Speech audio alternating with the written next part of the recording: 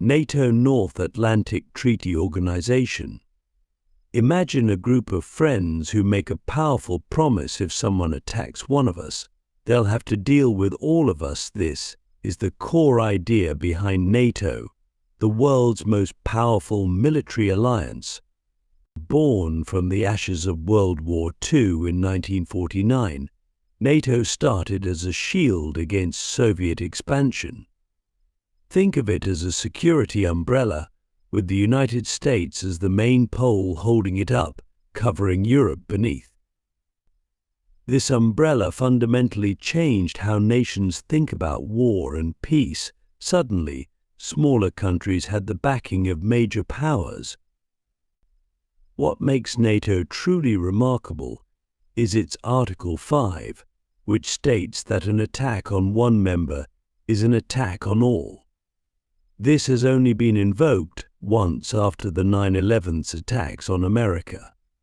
It's like having a big brother who brings all his friends to stand up for you when you're in trouble. The alliance has evolved beyond its original purpose. Today's NATO isn't just about military protection, it's about promoting democratic values, enabling military cooperation, and creating a forum where North American and European powers can discuss security challenges. It's like a club where members learn to work together, share military knowledge, and coordinate responses to threats. However, NATO faces modern challenges. Some members don't spend enough on defense, creating tensions. New threats like cyber warfare and terrorism don't fit neatly into traditional military responses.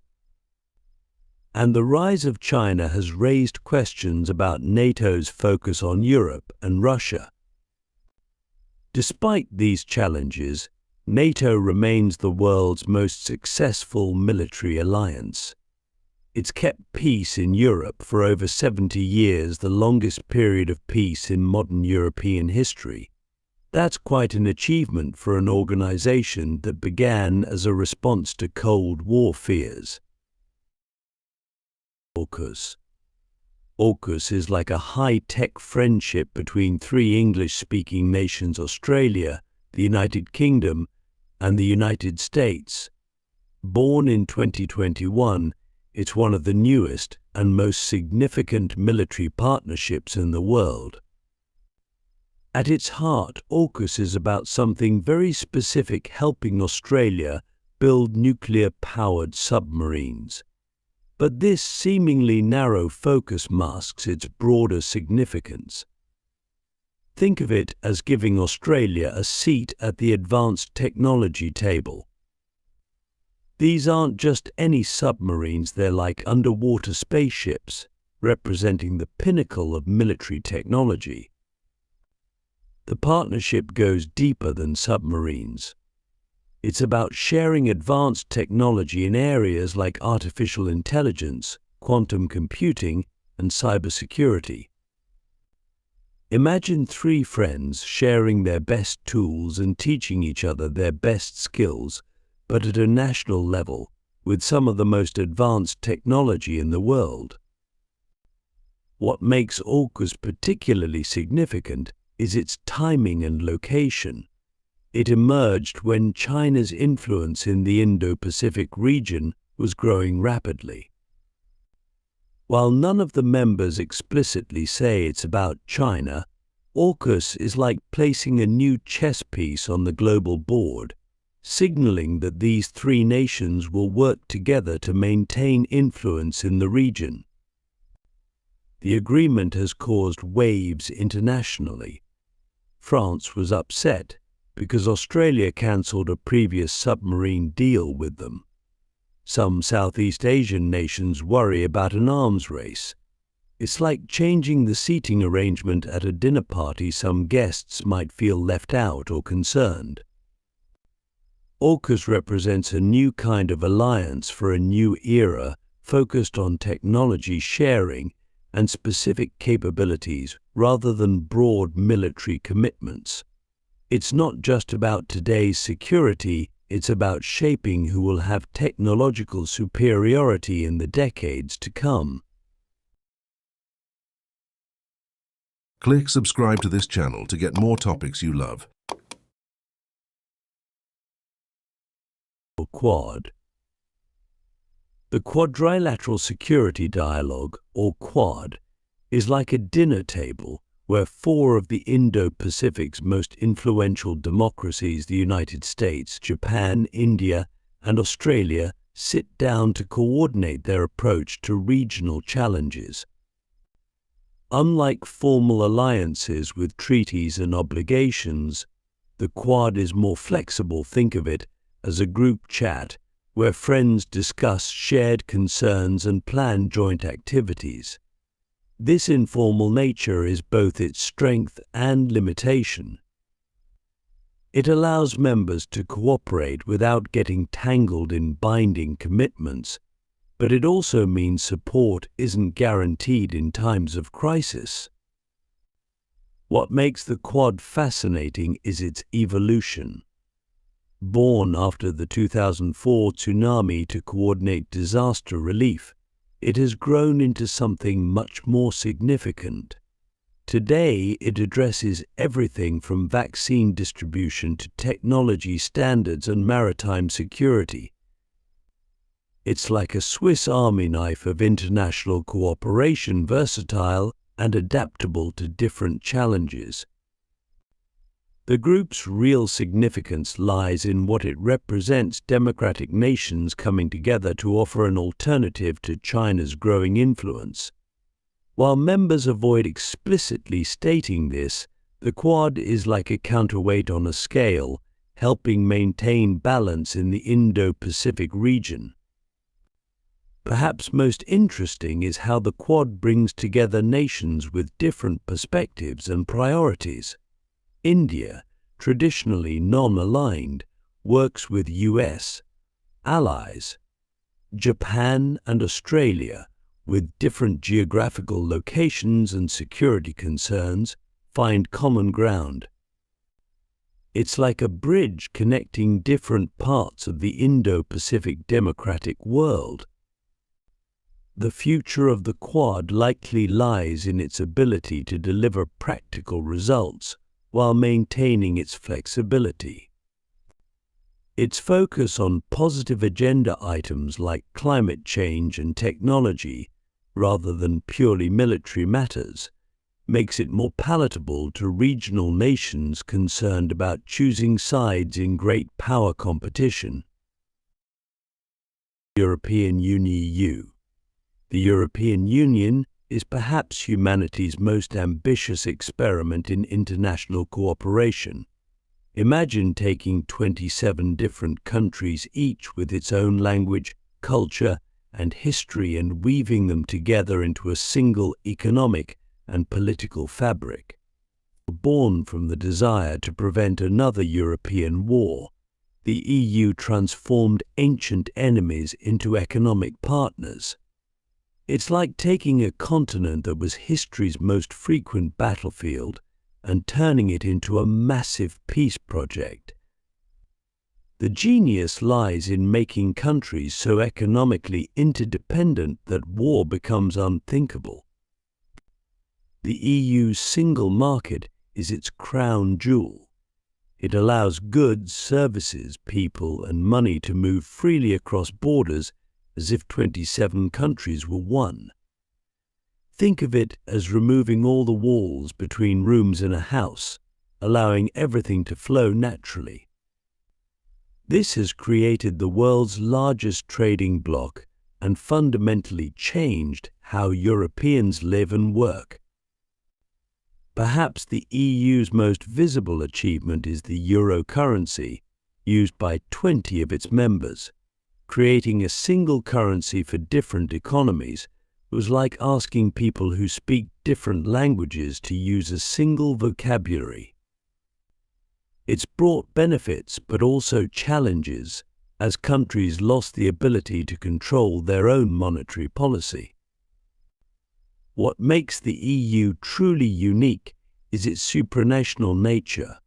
Member states voluntarily give up some sovereignty to EU institutions. It's like having both a local government and a continental government, each with its own responsibilities. This has created a new form of governance that's neither a federation nor just an international organization. However, the EU faces significant challenges. Brexit showed that integration isn't irreversible. Rising nationalism, economic inequalities, and different visions for Europe's future create tensions. The challenge is maintaining unity while respecting national identities, like keeping a family together while letting each member be themselves. BRICS. BRICS represents a powerful idea that the future of the global economy won't be dominated by traditional Western powers. Originally grouping Brazil, Russia, India, China, and South Africa, this alliance is like a council of rising powers seeking to reshape the global economic order. What makes BRICS fascinating is how it unites countries that are more different than alike. They span 4 continents, have different political systems, and sometimes compete more than they cooperate. Yet they're united by a common desire to have a bigger say in how the world economy is run. It's like a group of successful entrepreneurs demanding seats on a board dominated by old money. The alliance's economic significance is enormous. Together, these countries represent over 40% of the world's population and a growing share of global GDP. Think of them as the world's emerging economic powerhouses, not yet fully developed, but growing rapidly and demanding recognition. BRICS has created concrete institutions, like the New Development Bank, to provide alternatives to Western-dominated institutions like the World Bank. It's like building a new financial system parallel to the existing one, giving developing countries more options for funding and development. The group's potential is matched by its challenges. Members have varying interests and sometimes conflicting goals. China's economy dwarfs the others, creating power imbalances.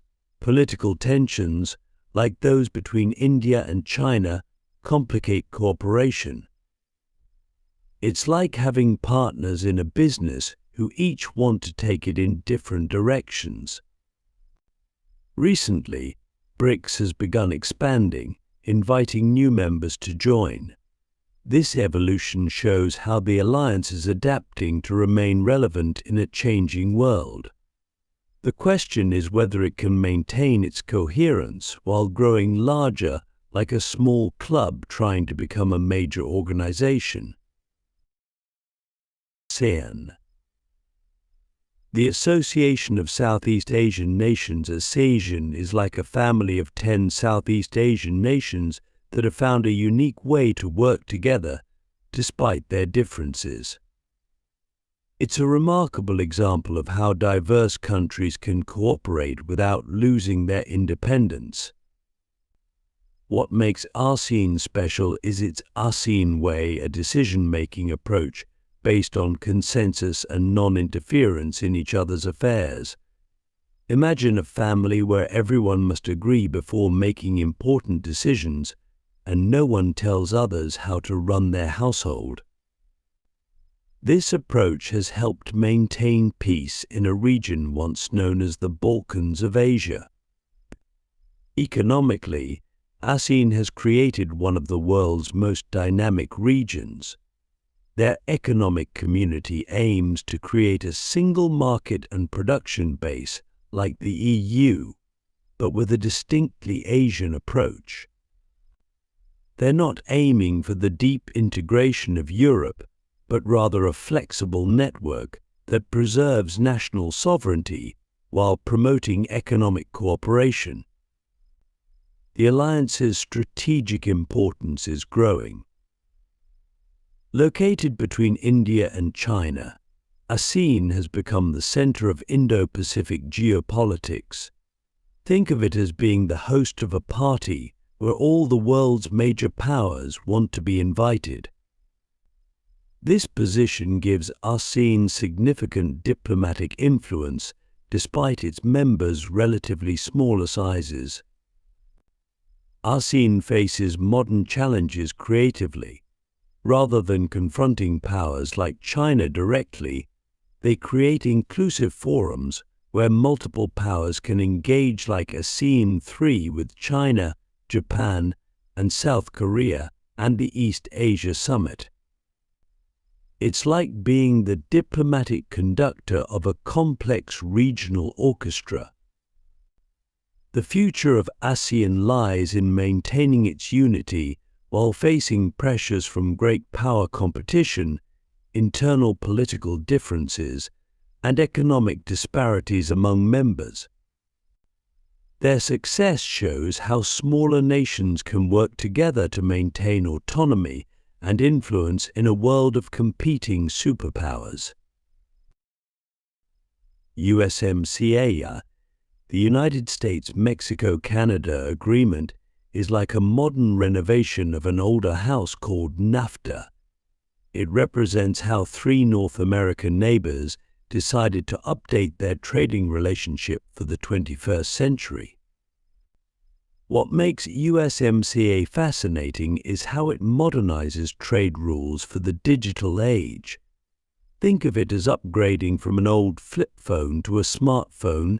The basic function of connecting people remains, but the capabilities are vastly expanded.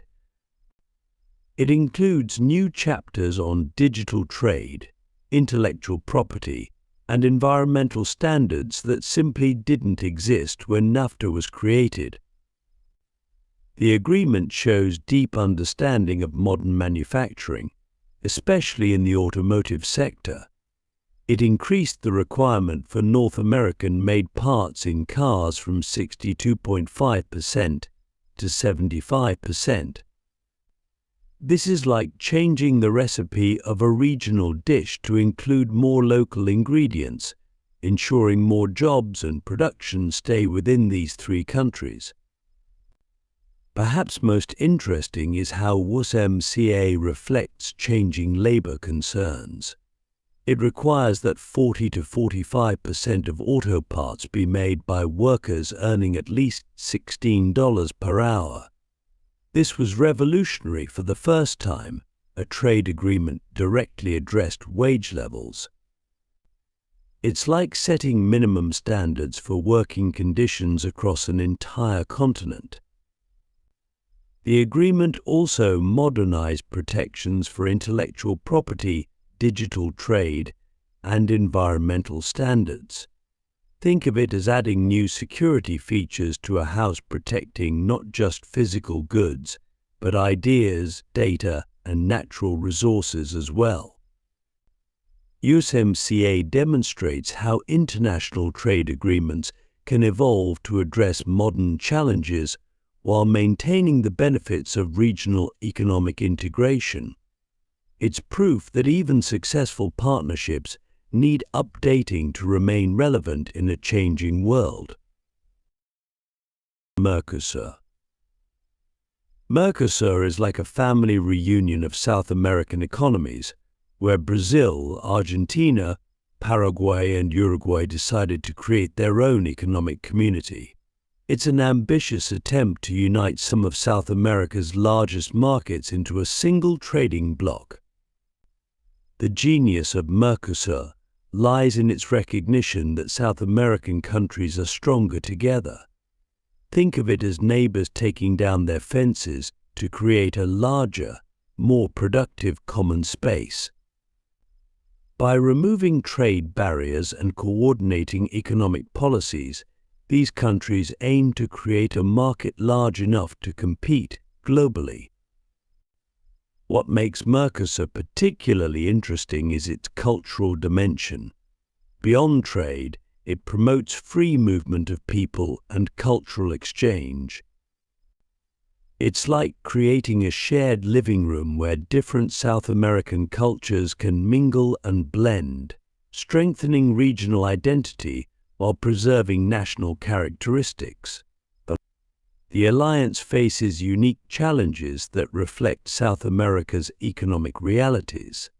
Member countries often have different economic cycles and political orientations, making coordination difficult.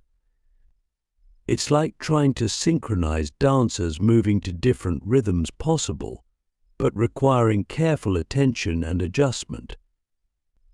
MERCOSUR's relationship with the global economy is complex. While it protects regional industries through relatively high external tariffs, it also negotiates trade agreements with other blocs, like the EU. This balancing act is like having a semi-permeable membrane allowing beneficial exchanges while protecting vulnerable sectors. Despite challenges, MERCOSUR remains South America's most ambitious integration project. Its success or failure has implications not just for regional prosperity, but for the very idea that developing countries can create their own successful economic communities. African Union AU. The African Union is like a grand family reunion bringing together 55 African nations, representing humanity's most diverse continent in a single organization. It's an ambitious attempt to turn the dream of African unity into practical reality. But at its heart, the AU is about transforming Africa's challenges into opportunities. Think of it as a massive self-help group where countries share resources, experience, and solutions. From peacekeeping missions to economic development initiatives, the AU provides frameworks for African solutions to African problems. What makes the AU remarkable is its comprehensive approach to continental challenges. It addresses everything from security and governance to economic integration and cultural preservation. Imagine a giant umbrella organization that coordinates responses to everything from health crises to political conflicts, while also promoting African arts and culture. The organization's Agenda 2063 is particularly fascinating. It's a 50-year vision for transforming Africa. This long-term thinking is like planting trees whose shade you might never sit under. It's about building foundations for future generations. The AU faces unique challenges that reflect Africa's complex realities. Limited resources, political instability in some regions, and the lingering effects of colonial borders all complicate its mission. Yet it has achieved notable successes, from mediating conflicts to coordinating responses to health emergencies. Perhaps most importantly, the AU represents Africa's determination to shape its own destiny. In a world still influenced by colonial legacies, it provides a platform for Africa to speak with a unified voice on global issues. It's like having a seat at the world's table rather than being on the menu. GCC Gulf Cooperation Council. The Gulf Cooperation Council is like an exclusive club of Arabian Peninsula monarchies, united by common heritage, similar political systems, and shared economic interests. It represents one of the world's most unique regional organizations. What makes the GCC fascinating is how it combines traditional Arabian culture with modern economic ambitions. These oil-rich nations work together to diversify their economies beyond petroleum, sharing knowledge and resources. Think of it as a group of wealthy families collectively planning for a future when their main source of income might not be as reliable. The Council's strength lies in its members' similarities. They share language, culture, religion, and political systems, making coordination easier than in more diverse organizations. It's like having a business partnership where all partners come from similar backgrounds and share common values. Economic integration is at the heart of the GCC's success. Members have created a customs union and common market, allowing free movement of citizens between countries for work and business. Imagine removing invisible borders between neighbors while maintaining distinct households. The GCC faces modern challenges creatively. Members are racing to transform their oil-dependent economies into knowledge-based societies. They're like architects redesigning their houses while still living in them, maintaining stability while fundamentally changing their economic foundations.